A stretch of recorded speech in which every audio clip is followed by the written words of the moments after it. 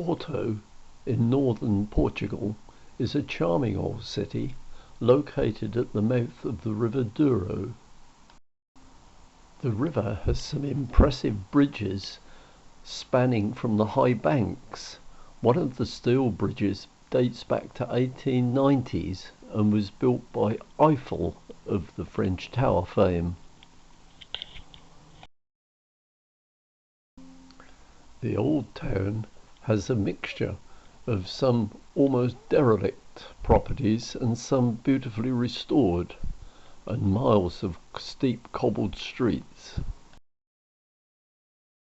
The architecture is impressive, and this mural of a cat appears on every tourist video.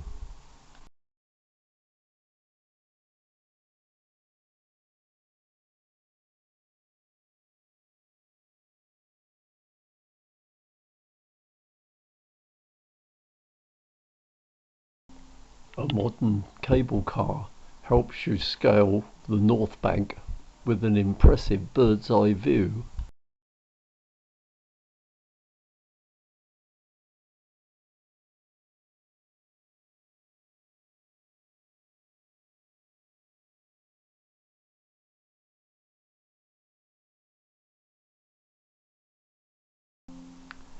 And the vernacular climbs the south bank.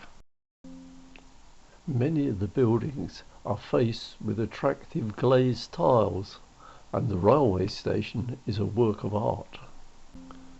The river is the heart of the city, and it's famed for transporting the port wine from the Douro Valley vineyards. I really wouldn't like to climb the internal maintenance ladder. The local youngsters amuse the tourists by making death-defying leaps off the bridge.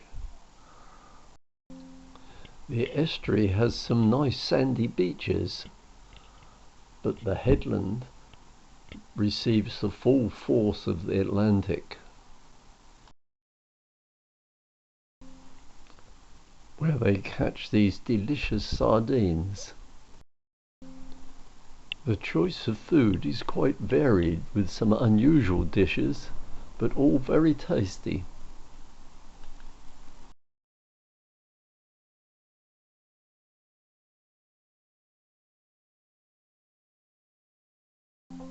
The traditional dish of a sandwich in gravy was not to my taste. And this is the world famous Harry Potter bookshop. We caught a local train that took us along the Douro River on a scenic railway trip.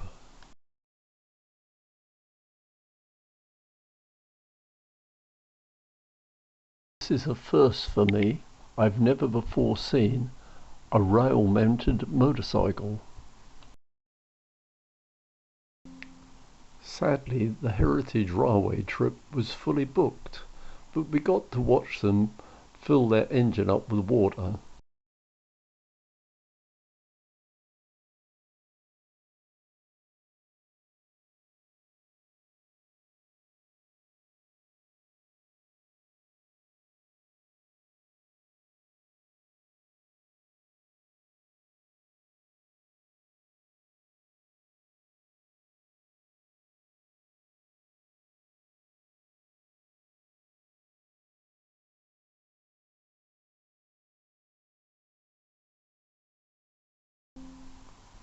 We then visited the famous Sandyman Vineyard and Winery, where it was extremely hot, about 36 degrees.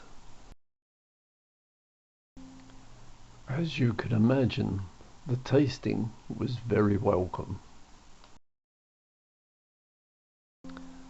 Back in the city, we visit the tram museum, which used to also be the power station.